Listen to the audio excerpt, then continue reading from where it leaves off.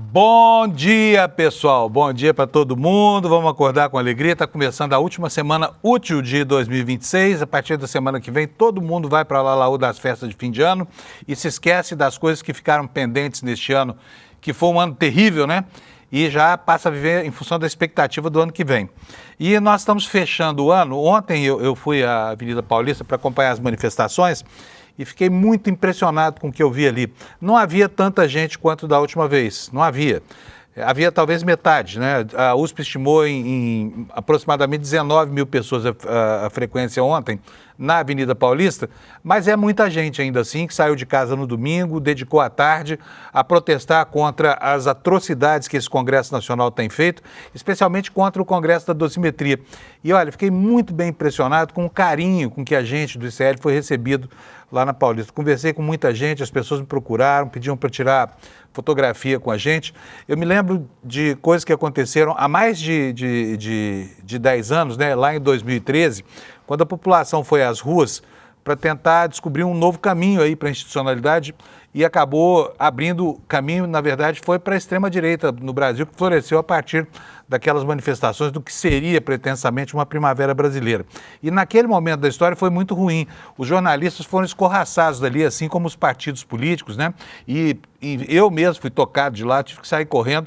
Só não aconteceu nada de pior comigo, porque um repórter da mídia Ninja, o Bruno Torturra, que naquele momento estava começando, né, a fazer uma transmissão alternativa, me socorreu lá, os Black Blocs os respeitavam e eu fiquei livre da lista.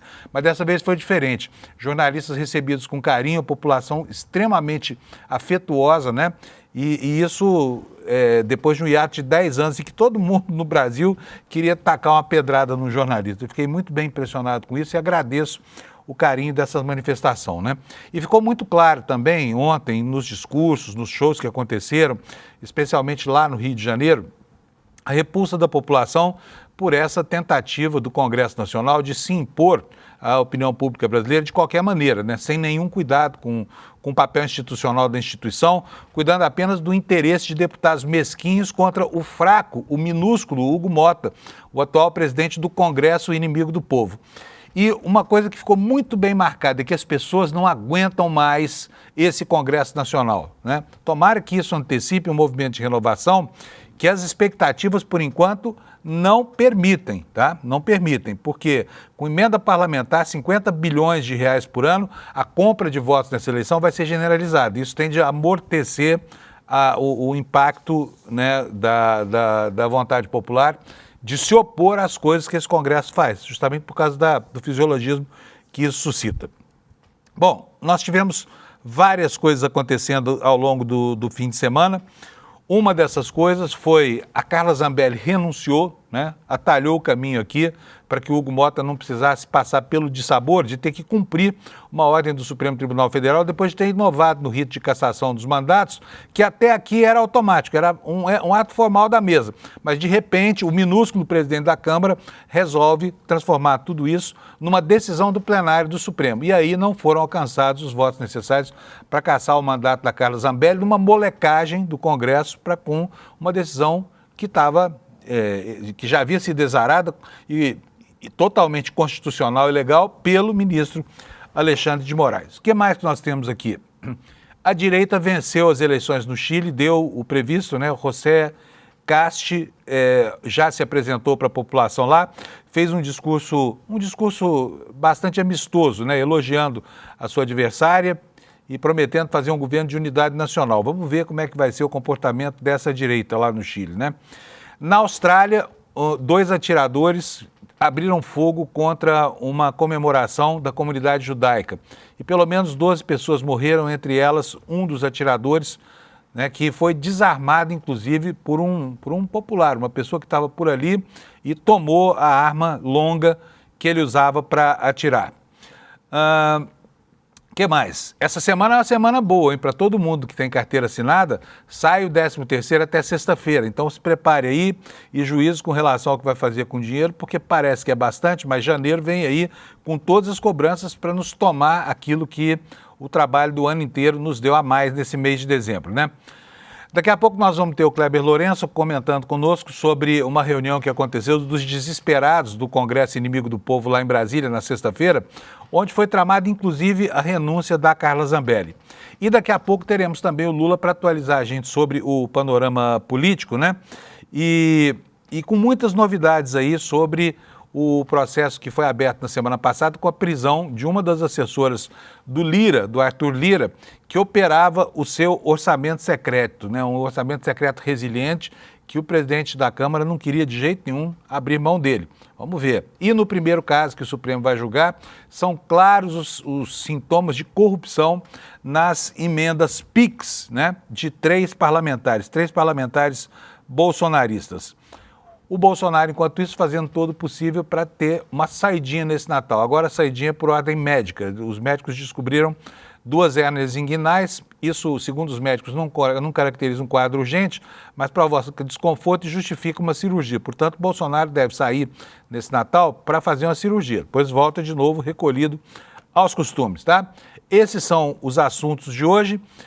Eu vou chamar agora o meu querido amigo Alex, que está feliz aqui por causa da vitória do Corinthians. Opa! Tá feliz, Alex? Você falou que ia torcer pelo Corinthians, hein?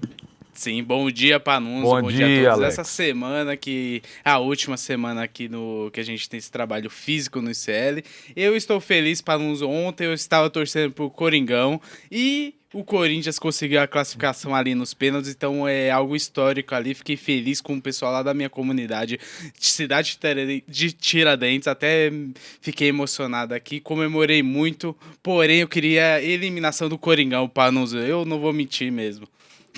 Você queria eliminar os mais que não entendi, mas você estava torcendo pro Corinthians ou estava torcendo pro Corinthians ser eliminado, Alex? Eu falei que iria torcer pro Corinthians, era zica reversa, né, Panunzio? Eu ia torcer para perder, mas... Quer dizer, que você acreditava que torcendo pelo Corinthians ele perderia? Sim, e quando eu cheguei em casa ontem, saiu o segundo gol ali do Cruzeiro, até comemorei ali, os vizinhos ficaram um pouquinho malucos, mas no final das contas o Coringão conseguiu essa classificação nos pênaltis, ali ganhando de 5-4, e o Gabigol pode tirar, o Gabigol é Gabi quase gol, Panunzio. Bom, quase gol, né? Bom, o Alex também não podia estar satisfeito, né, pessoal?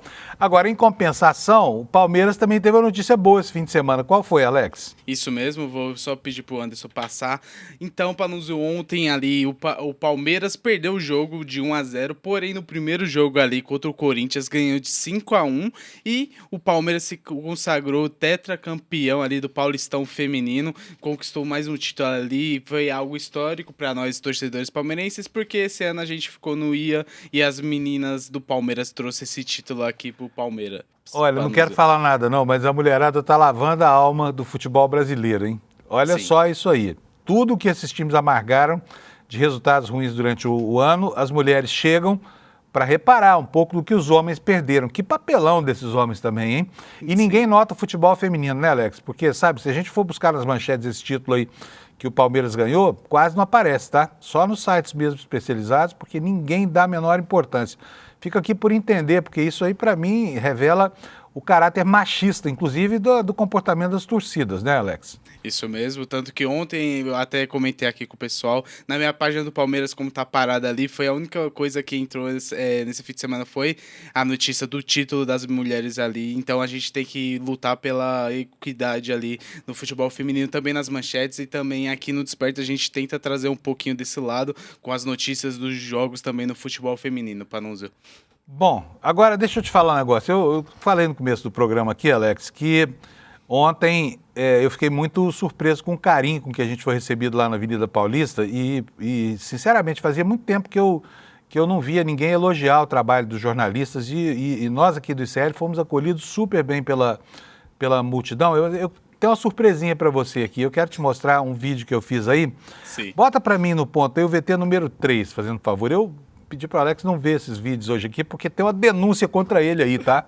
Não pensem que o nosso Alex é santo, não. Olha só do que vão reclamar dele aí nesse vídeo. Põe para nós o VT terceiro, Carinho e ICL. Põe aí, Alex. Vamos nessa.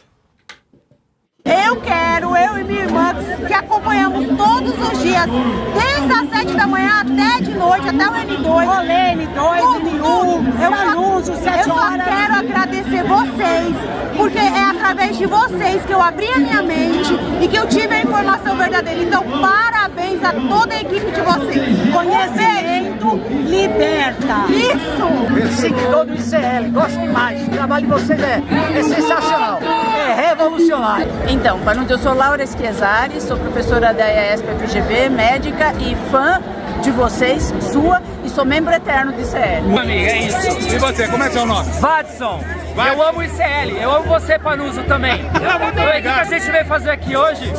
A gente está se preparando para 2026. 2026 vai ser ano de batalha, é povo na rua. É sem anistia, é direitos, é luta, é isso.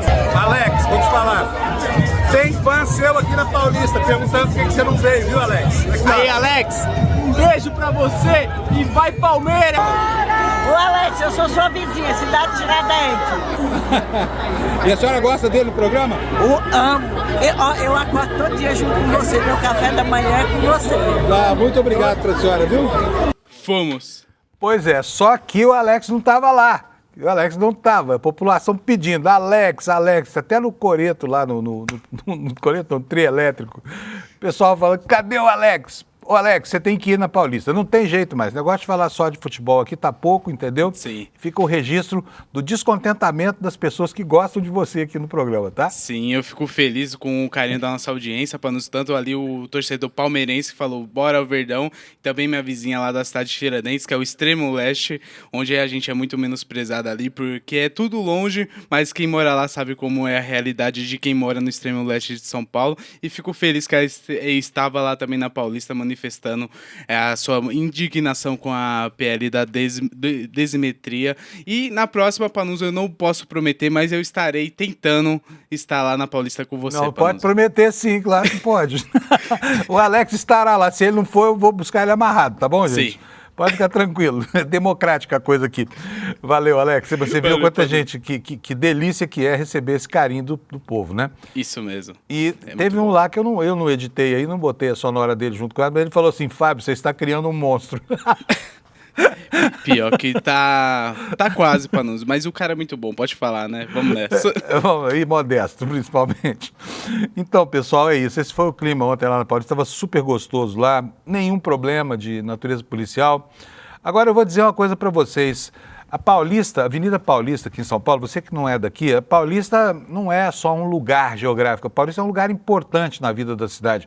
Quando a Paulista está quente, a cidade está quente, o coração do paulistano está quente, a vida institucional do país está quente, e aquilo ali é um marco referencial para todos os lados aqui do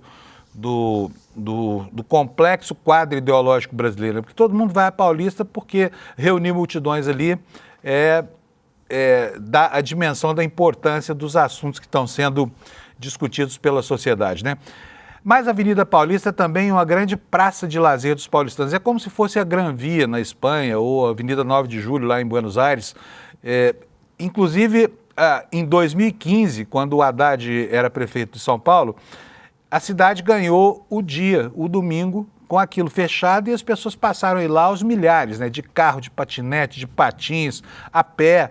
Para quê? Para observar a vida da cidade, né? E ela virou palco mesmo de manifestações assim que todo santo domingo vão se renovando.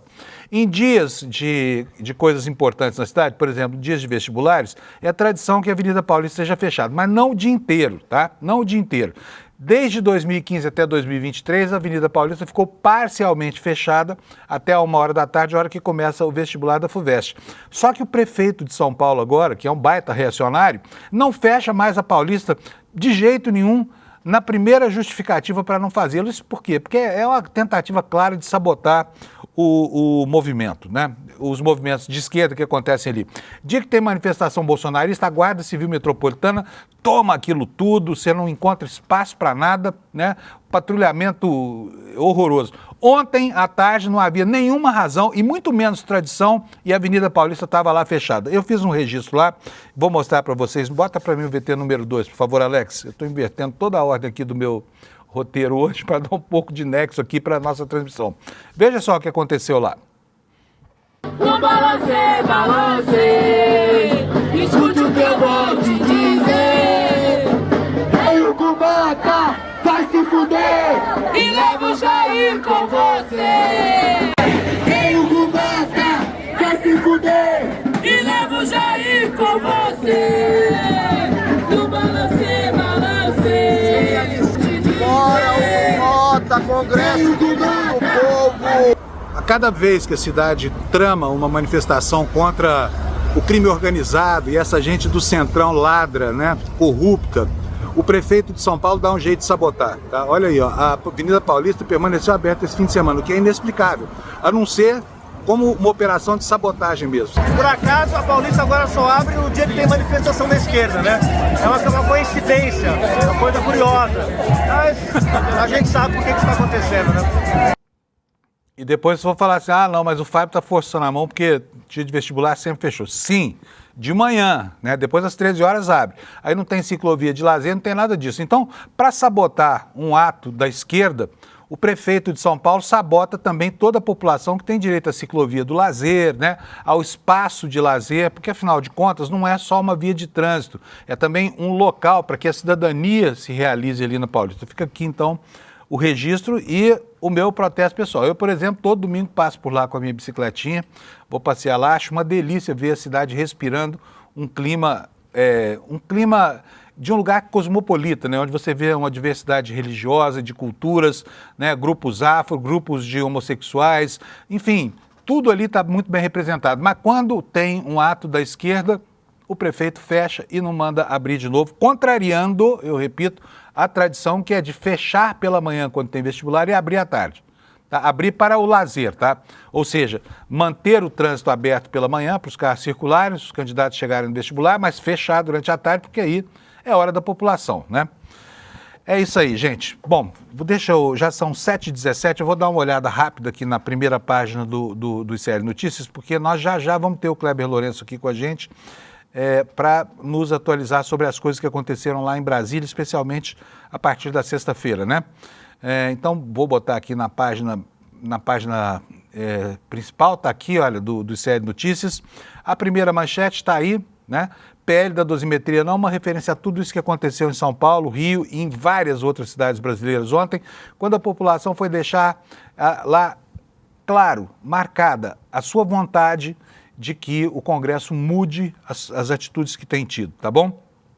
Segunda manchete diz respeito à eleição do CAST né, e a volta da direita ao poder no Chile.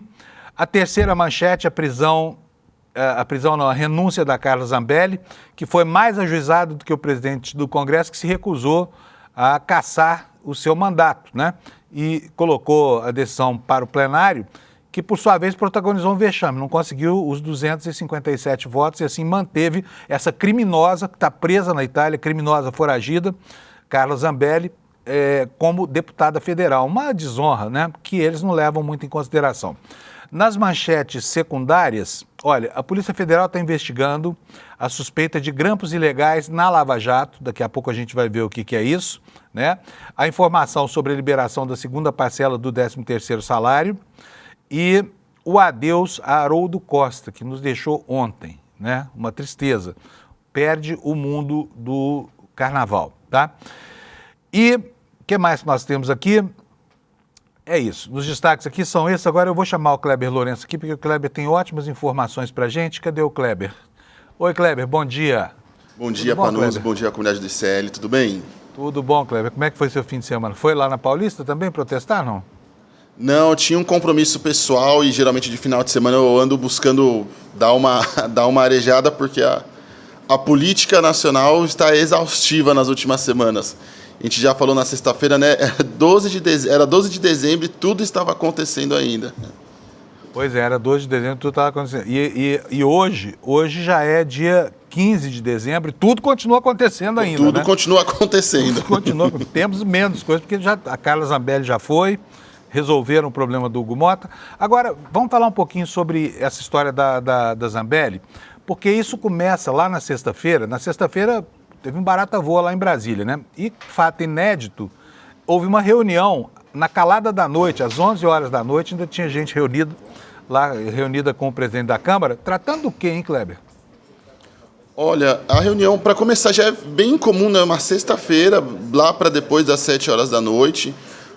Uma reunião de Mota com alguns líderes mais próximos, que fique claro, não eram todos os líderes, eram apenas aqueles que tinham proximidade com Mota, para discutir, por exemplo, não só a operação da Polícia Federal na última sexta-feira, que tratou sobre as emendas, mas também sobre a situação da Carla Zambelli, uma vez que virou uma escalada de tensão muito grande a confluência de todos esses fatores ali, de todas as situações em conjunto, e uma irritação muito grande da Câmara dos Deputados com o que eles classificam como uma intromissão indevida do Supremo Tribunal Federal, quando na verdade é só apenas o Supremo Tribunal Federal fazendo com que a lei seja cumprida, Panunzio.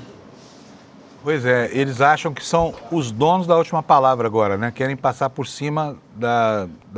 Aí o Hugo Mota divulgou uma nota depois dessa reunião. O que foi que dizia essa nota, Kleber? Exatamente. A reunião que, inclusive, frisa-se, Panunzio, não foi feita na residência oficial da Câmara dos Deputados, onde geralmente acontecem ali as reuniões de líderes. Foi num local onde até o momento não sabemos onde ocorreu essa reunião.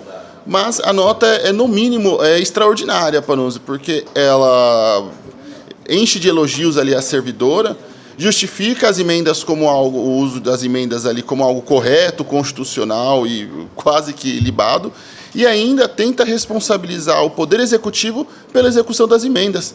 Então, meio que a Câmara tenta tirar o corpo fora, tenta se justificar em relação a tudo o que aconteceu e foge de qualquer culpa, qualquer responsabilidade sobre o descalabro que virou esse uso do dinheiro público sem qualquer tipo de transparência ou fiscalização. Pois é, engraçado como os ânimos estão exaltados lá no Congresso, né? Essa multidão infelizmente, porque tem líder de partido que virou porta-voz da cadeia. É o caso do Sóstenes Cavalcante, né? Pastor protestante, mas ele tem adotado uma linguagem cada vez mais agressiva, né? Eu vou ler aqui para vocês um comunicado dele, porque isso tudo aqui aconteceu... Esse aqui é do domingo, foi de ontem, né?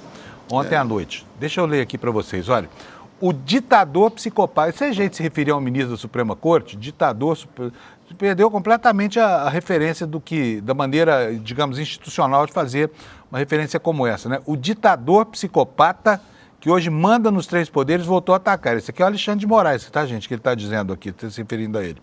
Quando o ministro anula a decisão soberana da Câmara e derruba o voto popular, isso deixa de ser justiça e vira abuso absoluto do poder, invertendo aqui, na verdade, a lógica do processo institucional, né? Mas prossegue o Sóstenes Cavalcantes, o pastor da boca suja. O Brasil virou um ato de usurpação institucional, um homem passando por cima do parlamento e da vontade do povo. Isso fere a democracia no seu coração. Se o sistema não gosta do eleito, ele tenta destruí-lo no tapetão. Mas não aceitaremos viver sob o medo. O parlamento não será reduzido a um enfeite. Vamos resistir no plenário, nas comissões e diante da nação. O poder pertence ao povo brasileiro e não ao ministro que age como dono da República. Somos todos Carla... Todos não. Eu não sou Carla Zambelli, não, César. Você é? Hã? Me inclua fora dessa. Não sou. Definitivamente não. Mas eles estão exaltados, né, o Kleber? Sim, eles estão extremamente desesperados ali com toda a situação que aconteceu. E o mais interessante, mais uma vez, teve essa reunião a plena sexta-feira, na calada da noite. Essa reunião também marca ali a reaproximação de Hugo Mota e Arthur Lira, depois de ensaiarem uma crise, um rompimento, trocas de farpas públicas. E, além disso, muito provavelmente ainda vai ter uma outra decisão do Alexandre de Moraes, não duvido que seja tão breve, reafirmando que ela foi cassada, porque uma vez que ela renunciou ao mandato, ela tenta manter ali de forma totalmente destrambelhada os direitos políticos, inclusive essa renúncia da Carla Zambelli ou o envolvimento do próprio Hugo Mota ali, porque a situação chegou num nível, por exemplo, de que se ela não renunciasse, se a Câmara também não tomasse uma decisão em relação ao assunto, corria o sério risco dessa segunda-feira o presidente da Câmara ser afastado do cargo. Isso eu não tenho dúvidas ali, eu conversei com algumas fontes que falaram, olha, é uma possibilidade incrível. Inclusive os aliados do Mota tinham essa preocupação de que isso poderia ocorrer, para não dizer que se a Carla Zambelli não saísse da Câmara dos Deputados, ela poderia ser afastada. Então, até o momento, os termos dessa negociação, da articulação que foi feita pelo presidente da Câmara para que ela renunciasse não estão claros ainda, isso provavelmente a gente vai saber ao longo da semana, mas foi um ato ali até, dá para dizer, de desespero do presidente da Câmara, uma vez que, de um lado, tem Flávio Dino investigando as emendas, do outro a gente tem Alexandre de Moraes e a questão da cassação da Zambelli, e é preciso que fique claro também, até o momento, Hugo Motta descumpriu uma decisão judicial, porque a decisão era muito clara do Alexandre de Moraes que ela deveria ser cassada, e aí ele mandou o caso dela para a Comissão de Constituição e Justiça da Câmara, depois mandou para o plenário, nada disso deveria ter sido feito. Tanto é que chegamos a uma escalada tão grande de absurdos, que era o presidente da Câmara descumprindo uma ordem judicial, que a gente teve até o Maluf entrando nessa história, conforme a gente comentou na semana passada, tentando tirar uma lasquinha dessa confusão toda. Rapaz, o William De Luca tá me deixando com fome aí atrás de você, viu? Porque ele tá que come o sanduba ali, ó. Delicioso. Me fala uma coisa aqui. Agora, na semana passada, a gente noticiou que havia um afastamento entre Arthur Lira, criador, e Hugo Motta, criatura, né? Os dois andaram trocando farpas ali, um disse que a Câmara virou esculhambação, o outro falou que o antecessor estava querendo usar a presidência como medida, mas agora já não estão mais tão distantes assim. A pressão sobre o Congresso parece que teve o condão de unir essas duas almas penadas congressuais aí, não é isso, Kleber? Exatamente. Já de manhãzinha, quando a gente teve a operação, saiu na imprensa aquela operação contra a ex-assessora do Arthur Lira, Hugo Motta já chamou alguns líderes rapidamente para a residência oficial, já na sexta-feira de manhã, e entre esses líderes estava, obviamente, Arthur Lira também, que na noite anterior estava quase ali numa franca troca de tiros com o atual presidente da Câmara. Então, assim que a operação foi deflagrada, essa ameaça de guerra entre os dois cessou.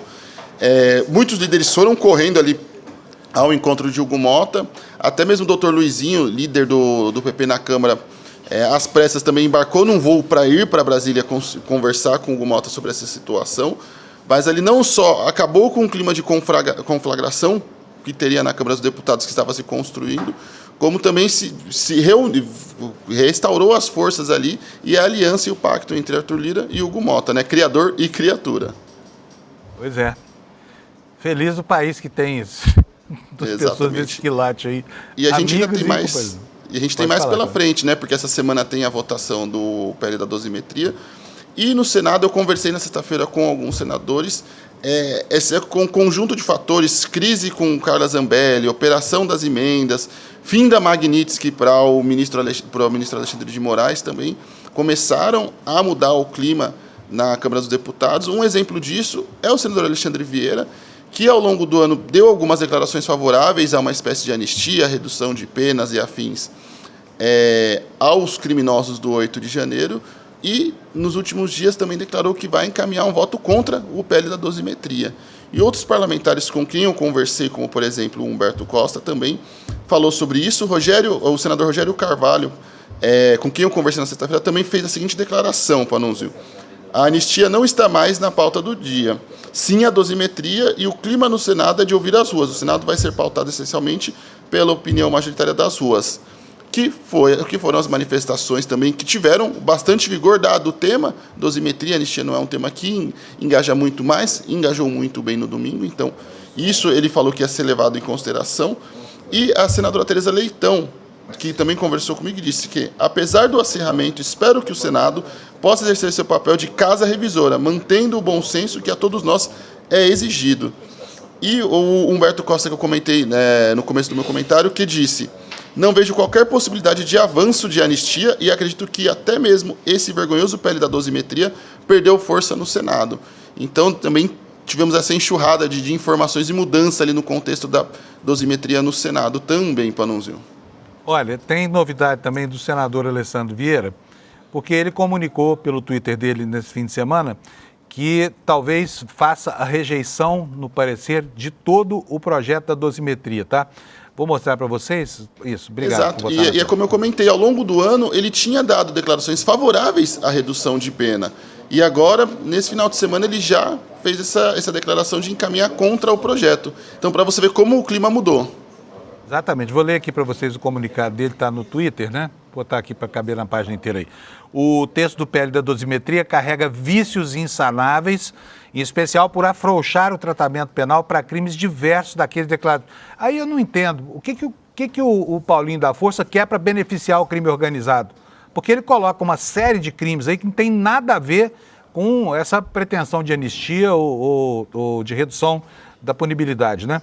Então vamos lá, vou apresentar voto em separado pela rejeição total do projeto, buscando a construção de soluções técnicas para o tema. Quer dizer, para tentar consertar, não basta botar o remendo, é preciso rejeitar tudo, na visão do Alessandro Vieira. Não é isso, Kleber?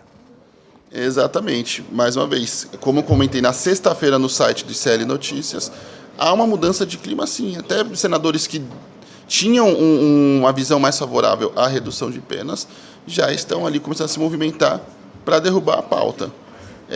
Até agora não está muito claro se o texto vai ser mesmo derrubado ali na Comissão de Constituição e Justiça, como foi com o PL da bandidagem, ou se eles vão desidratar o texto ali ainda mais para que vire uma redução de penas muito mais localizada e estrita aos condenados. Hoje em dia a gente tem um pouco mais de, acho que 140 pessoas presas pelos crimes do 8 de janeiro, tirando os líderes ali dos núcleos 1, 2, 3 e 4. Então acho que vai ficar mais localizado nessas 140 pessoas que ainda estão presas, caso esse texto avance, Panunzio, que esse é o clima. Tudo isso que aconteceu nos últimos dias vem dificultando ainda mais o avanço de uma pauta que encontrou ao longo do ano todo dificuldades para avançar. Então, assim, ela só chegou ao Senado agora porque o Hugo Mota ali decidiu, contra tudo e contra todos, bancar uma pauta extremamente impopular e que não dialoga com as reais necessidades e problemas do Brasil e dos brasileiros. Muito bom, Kleber. Muito obrigado, viu? Imagina, pela sua Panunzio. participação. Amanhã estamos te esperando aqui de novo, tá? Maravilha. Obrigado, viu? Um bom dia para a comunidade do ICL. Tchau, tchau. Para nós. Tchau, tchau. Gente, não esqueci da meteorologia não, tá? Só botei ela um pouquinho para cá. Vou mostrar para vocês hoje aqui o mapa da previsão do Brasil que está aí na tela já. O Alex já botou para nós. Olha, o que nós estamos vendo aí? Nós estamos vendo um país, né, em pleno verão, já o verão antecipado aqui, porque o verão oficialmente começa só no dia 21. Então falta ainda quase uma semana, né? Mas vai chover muito aqui nessa região. Isso aqui é hoje à tarde, tá? A previsão do INMET para hoje à tarde. De que envolve a metade sul do Paraná, Santa Catarina inteira e o norte do Rio Grande do Sul.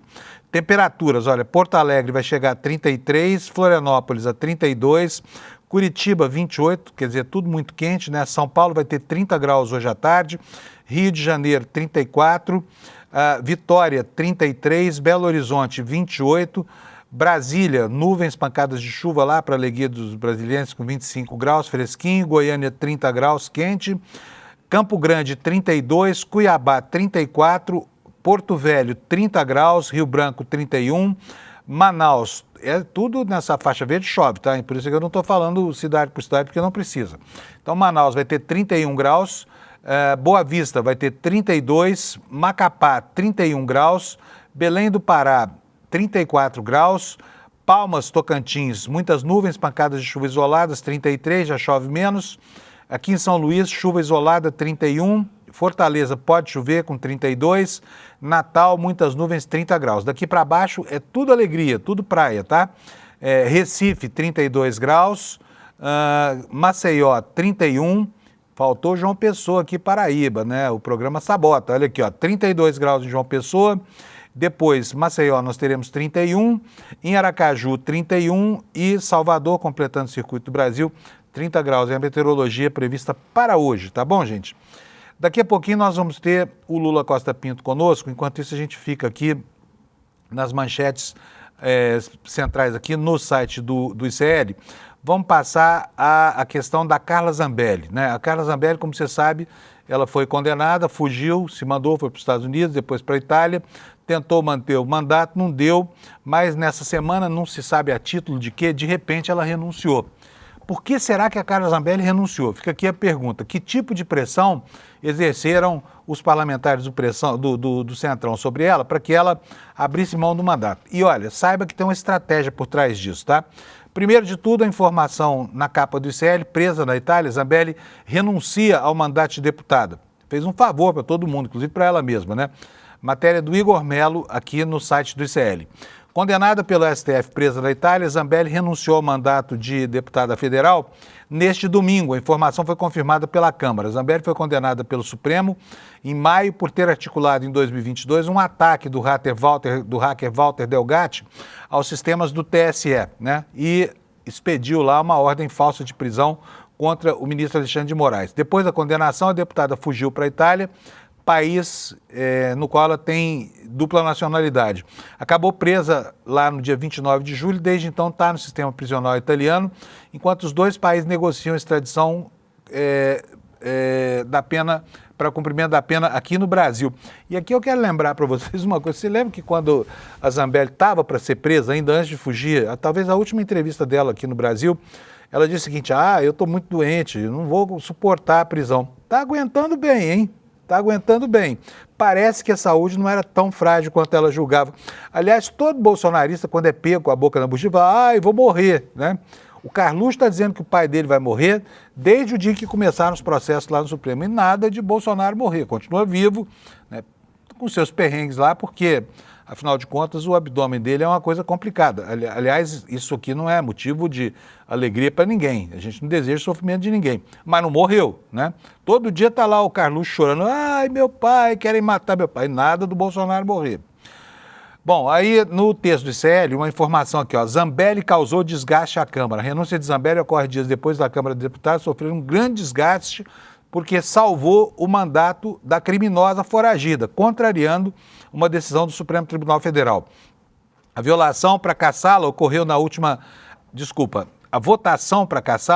última quarta-feira, mas não houve o número de votos necessários para determinar a perda do mandato. Houve apenas 227 votos, quando eram necessários 257 votos. A decisão da Câmara, no entanto, foi anulada por uma liminar do ministro Alexandre de Moraes, já que o Supremo havia determinado a perda do mandato. Por unanimidade, a primeira turma do Supremo Tribunal Federal decidiu manter a decisão de Alexandre de Moraes, tá?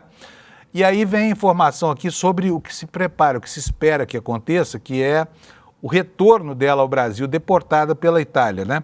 A matéria esclarece o seguinte: caso seja extraditada ao Brasil, a deputada federal Carla Zambelli deve cumprir pena na penitenciária feminina do Distrito Federal, que é conhecida como Colmeia. Presídio de segurança média e recebe mulheres no regime aberto, no semiaberto e também no fechado. Informação está em despacho do ministro Alexandre de Moraes, divulgado neste sábado. A penitenciária tem capacidade para mais de 1.000 detentas e, no fim do ano passado, contava com 697 presas, segundo relatório do governo do Distrito Federal. E a estratégia, hein? Qual é a estratégia? Olha só, aqui tem uma matéria do jornal Valor esclarecendo como é que é o negócio. Olha aqui, ó, a manchete está aí para você: renúncia à estratégia de Zambelli para sair da prisão e evitar a extradição, diz o líder do PL. Esse pastor aqui que passou a ser o porta-voz da bandidagem do PL, o partido que tem o maior número de políticos encrencados, porque, né, parte da sua tradição.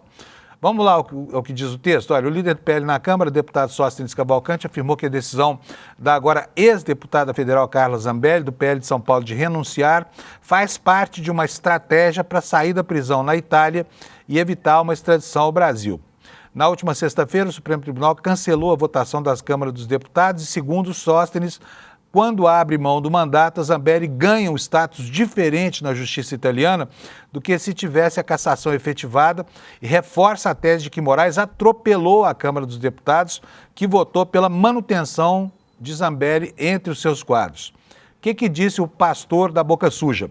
A renúncia da deputada Carla Zambelli nesse dia 14 de setembro de 2025 tem o objetivo de reforçar a sua defesa lá na Itália, pela sua não extradição ao Brasil, bem como pela sua imediata soltura.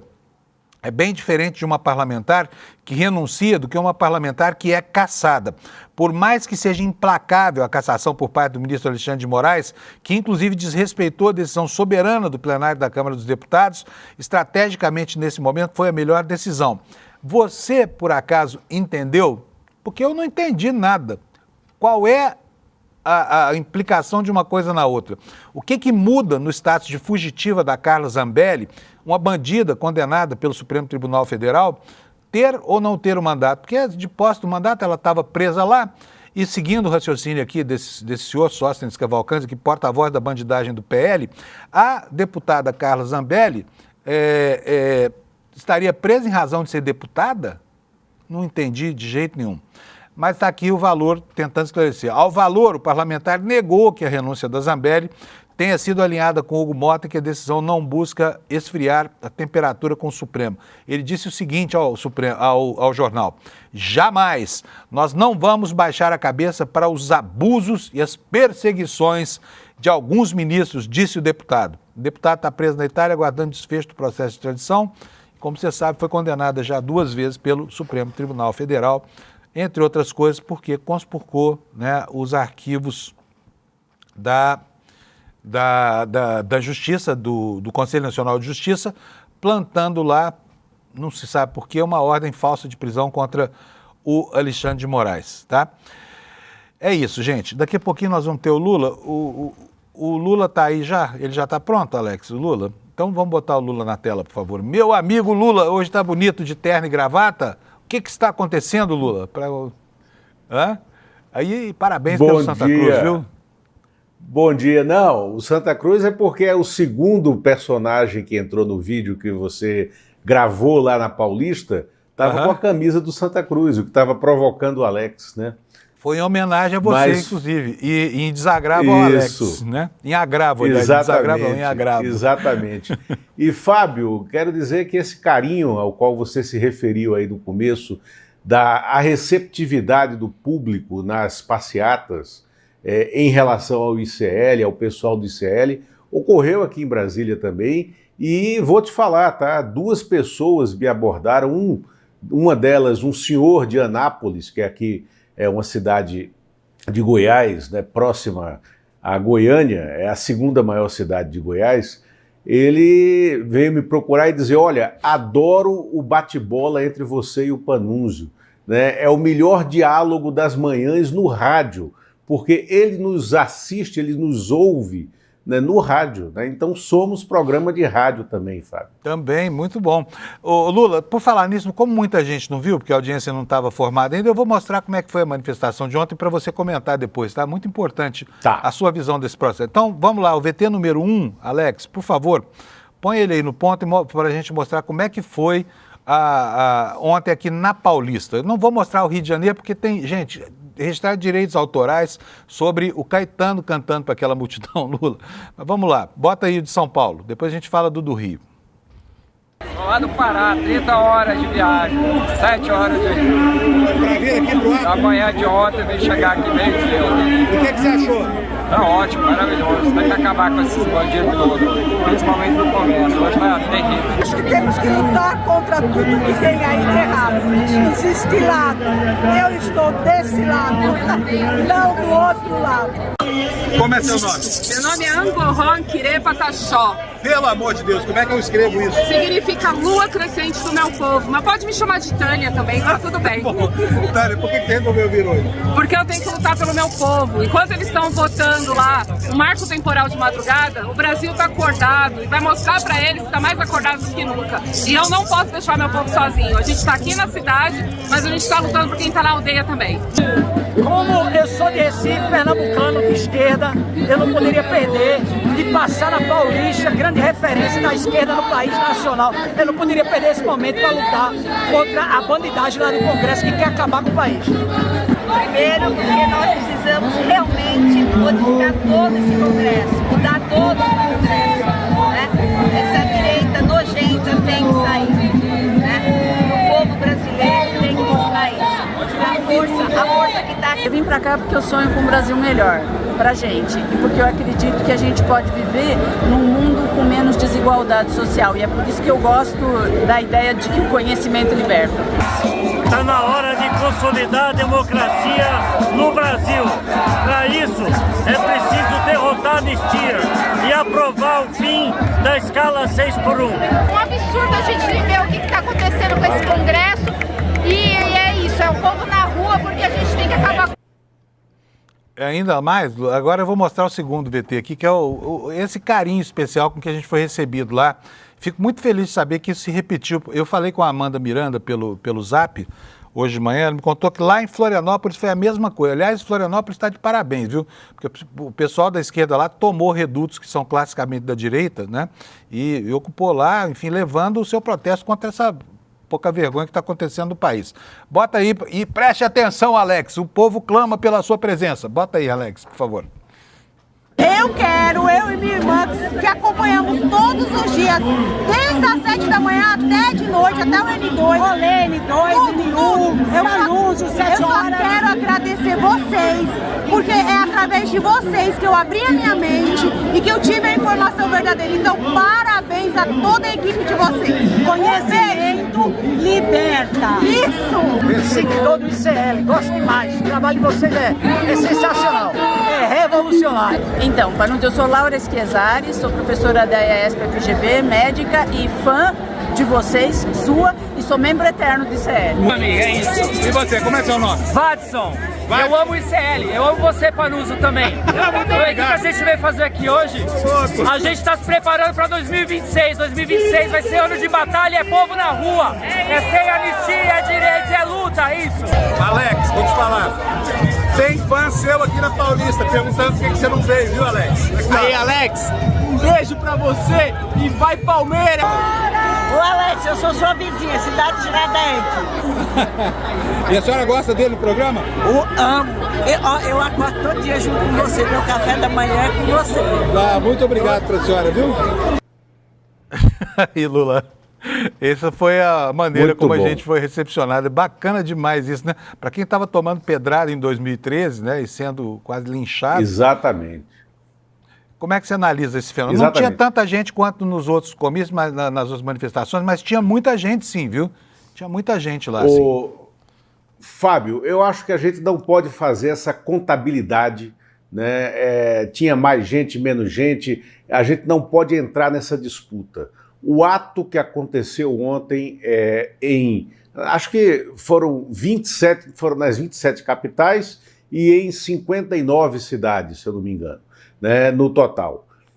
Foi um ato muito forte e foi ouvido e ecoará não só no Congresso, mas esse foi um ato preparatório para o ano de 2026, porque ele está conclamando a população para a eleição do Congresso Nacional, dando a devida importância e relevância para a eleição de deputados e senadores, porque não é apenas você, no caso de 2026, você preservar a democracia no Poder Executivo ou nos executivos estaduais. É você lutar, sobretudo, para uma mudança do estado de coisas, uma mudança da qualidade dos representantes da população no Congresso Nacional, porque nesse período que eu chamo de era trágica do Brasil, que foi de 2016, né, quando houve a deposição de Dilma Rousseff no impeachment sem crime de responsabilidade, até o dia 8 de janeiro de 2023, quando foi dado e vencido um golpe de Estado, nós vivemos uma era trágica no país. E durante essa era trágica, se consolidou a tomada do Congresso Nacional pelo baixo clero, por políticos desqualificados, por uma agenda reacionária, uma agenda de retrocesso, né? E a emersão dos porões, né, do subsolo do Congresso Nacional, do que há de pior lá dentro. Então, esses atos de ontem, que não devem parar, né, apenas no dia 14 de dezembro de 2025, que tem que se repetir ao longo do ano de 2026, eles são fundamentais para preparar o que é necessário fazer, mudar qualitativamente o Congresso Nacional nas eleições do ano que vem. Agora, Fábio, tem uma coisa que salta aos olhos e que do ponto de vista espiritual, é reconfortante.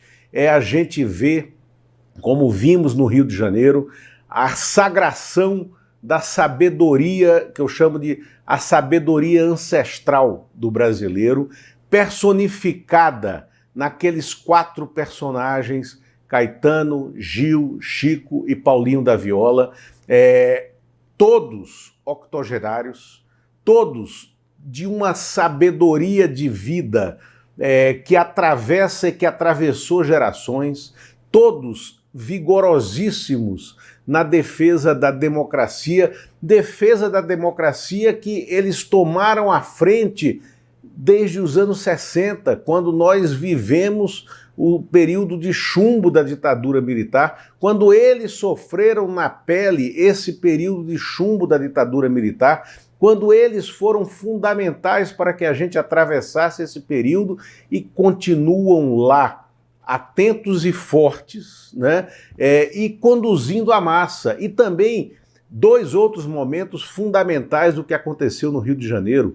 Tony Bellotto cantando Bichos Escrotos, como nós cantamos aqui no Desperta, na quarta-feira, depois daquela madrugada fatídica, né, da votação desse PL da dosimetria. Nós dissemos que Bichos Escrotos era a música que embalaria o movimento de resistência a isso, e depois a participação emblemática do Emicida naquele palco de Copacabana, no Rio de Janeiro ontem.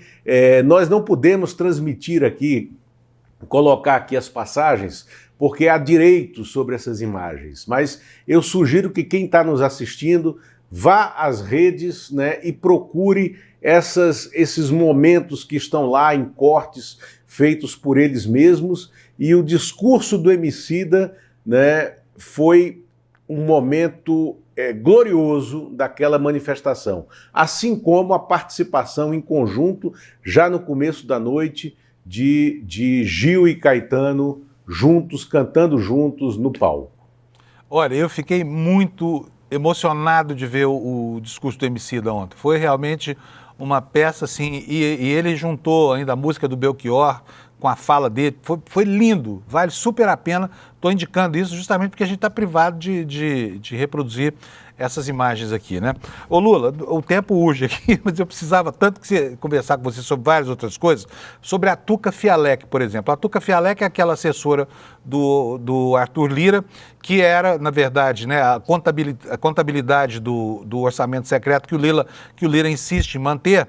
Agora, deram para ela uma advogada, que é a ex-ministra do TSE, Maria Cláudia Buchianeri. Eu queria entender direitinho quem é essa advogada e o que ela está fazendo representando a tal da Tuca Fialek. Lula.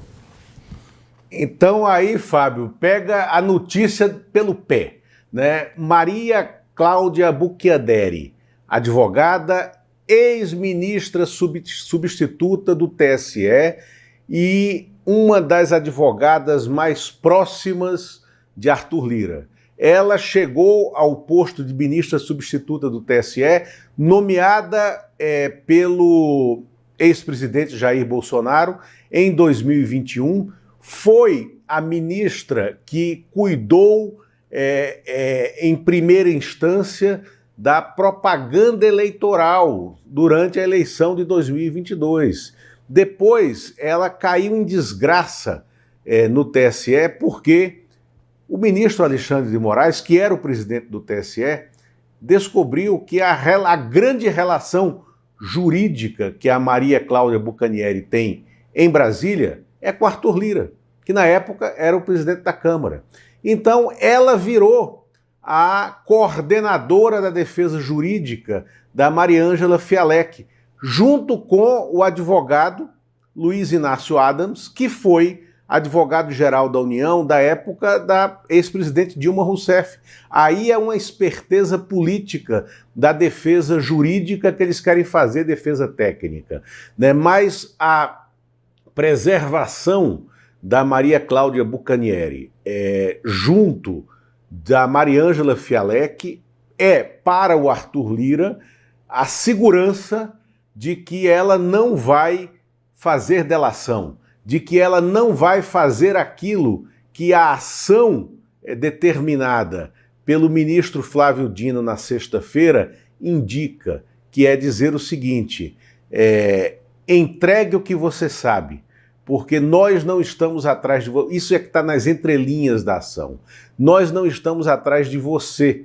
Você foi uma servidora que cumpriu ordens. A gente quer saber como é que eram essas ordens, né? Então, neste momento, o Arthur Lira tem um controle da defesa da Fialec, mas a situação é de incêndios que podem fugir de controle em todos os cantos, nessa questão da Mariângela Fialec, porque essa crise está só escalando, e escalando a um ponto, Fábio, de criar uma cisânia definitiva entre Arthur Lira e Hugo Motta, o criador e a criatura.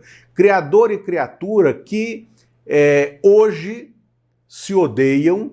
Hugo Motta está num momento de absoluta fraqueza dentro da casa. Ele deu sinais desde a sexta-feira que estava entrando num processo depressivo, né, por perda de controle, de comando e perda absoluta de agenda. Ele perdeu não só o controle sobre alguma agenda, mas ele perdeu a capacidade de criar uma agenda legislativa. E ele perdeu interlocução mesmo do Palácio do Planalto. Ele hoje está refém de um grupo pequeno de deputados do Centrão e do Baixo Clero que não gostam do Arthur Lira, tinham convivido com aquela estrutura de poder do Arthur Lira no Congresso Nacional, mas que enxergam no Hugo Motta a única possibilidade de evitar a volta de Arthur Lira ao posto de presidente da Câmara, porque Arthur Lira está há algumas semanas de anunciar que desiste do projeto de ser senador por Alagoas, porque ele não tem voto, para tentar uma nova eleição, um novo mandato como deputado e tentar voltar à presidência da Câmara a partir de 2027. Nos bastidores aí de que a coisa não está boa também em família para o Hugo Motta, porque o pai dele que é palanque ao lado do Lula e não terá, não é isso? Exatamente. O pai do Hugo Motta, que é o prefeito de Patos, ele precisa renunciar ao mandato de prefeito no final de fevereiro, começo de março, para anunciar uma candidatura ao Senado, e ele quer que a estrutura de poder que está junto com o PT, com o PSB, né, e mesmo até com o PP, o Progressistas na Paraíba, que lá apoia o presidente Lula, o MDB, para onde voltou o ex-prefeito de João Pessoa, Cícero Lucena, que será candidato a governador, ele quer que essa estrutura dê apoio ao pai dele. Mas nesse momento, não há chance. Muito bom, Lula. Um abração para você. Vou me despedir rapidamente aqui, porque o tempo está acabando. Mas valeu mesmo. Estamos te esperando na sexta, ou, como já é tradição, a qualquer momento, em edição extraordinária aqui no Desperta. Abraço. Tá bom? Abração, Lula. Valeu. Gente, o tempo está curtíssimo aqui. Eu preciso de dar mais algumas notícias aqui. Vou ficar nas manchetes. Depois você aprofunda aqui no N1. E por falar nisso, o Lula vai estar no Em Detalhes daqui a pouco, hein? Logo depois do N1. Estou avisando para você não perder a entrevista dele. Então vamos lá para as notícias que eu não tive tempo de abordar. O Motta, que havia retirado a segurança da Thalíria Petroni, devolveu finalmente. Não sem antes ser necessário uma grande campanha de pressão, né? Está aqui descrito na matéria do CL que a líder do PSOL, a Thalíria, teve a escolta da Polícia Legislativa suspensa por decisão do Hugo Motta e depois disso ela apresentou um pedido de reconsideração e aí, depois de uma pressão, Hugo Motta devolveu a segurança a ela. É um absurdo, né? A pequenez do Hugo Motta é algo gigante. Se tem algo grande no Hugo Motta é a sua insignificância, né? E, bom, o presidente do Chile, né, o novo presidente eleito do Chile, lá a direita ganhou, como era de se esperar, né, uma mudança histórica lá.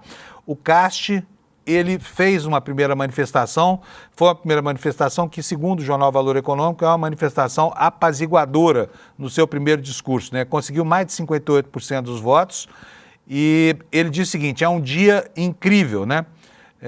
Ajudem-me todos para que nesses 4 anos consigamos fazer o bem. Assim como temos mantido nossa unidade, peço esse sacrifício adicional que me sigam acompanhando na presidência da República, né? Vamos ver como é que vai ser a coisa lá no Chile, porque essa direita não é muito diferente da direita histriônica aqui do Brasil, tá?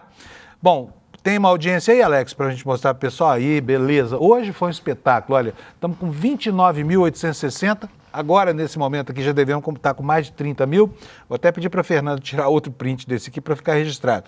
30 mil pessoas assistindo a gente aqui de manhã, você com certeza é uma delas, então eu agradeço a sua presença. Na frente de todo mundo aí, Jovem Pan com 8 mil views a menos, CNN, TV 24, enfim, todo mundo, tá? Estamos lá em primeiro lugar, graças a você. E o que mais? Qual é o marketing de hoje, Alex, por favor? Ontem nós tivemos aqui, né? Ontem nós tivemos aqui o lançamento da pós do ICL, tá? Repensando o Brasil, é a nossa primeira pós, sucesso absoluto de público e de crítica, né? E as inscrições estão abertas, tá? Você pode garantir a sua vaga aqui, olha, no despertaicl.com.br. Se você pretende fazer alguma coisa para aumentar o seu panorama intelectual, conheça esse curso, tá? Não custa nada, vai aqui, despertaicl.com.br, tá bom? E amanhã, terça-feira, estamos aqui contando já os dias para o nosso recesso de fim de ano, que começa na semana que vem, quando o ICL passa a fazer esquema de lives, né? E a gente vai dar uma descansada para o Natal e para o Ano Novo, tá bom? Brigadíssimo pela sua audiência. Até amanhã, às 7 da manhã, em ponto, estamos aqui de novo. Tchau! Olá, turma! As inscrições para pós-graduação Repensando o Brasil, turma de 2026, estão abertas. E como a gente sempre faz, a gente separa um número de vagas limitado com uma condição muito especial. Essas vagas estão acabando, já entrou muita gente na pós. Vale lembrar que essa pós aconteceu em 2025 e foi um sucesso estrondoso, 5.000 pessoas inscritas na pós. E assim, o número de elogios e de mensagens que a gente recebeu ao longo de todo o ano é inimaginável. A gente está muito feliz, por isso a gente resolveu lançar essa turma de 2026 e com muitas novidades. O professor João César Castro Rocha, por exemplo, é nosso novo professor e se junta a Ladislau Dalbor, Marilena Chauí, a Gessé Souza, aquele time todo de primeira que vocês conhecem que essa pós tem. Então aproveita essas condições especiais que a gente tem para as primeiras pessoas que se inscrevem e vão embora fazer história com mais essa turma de uma pós que está fazendo a diferença no nosso país. Um abraço!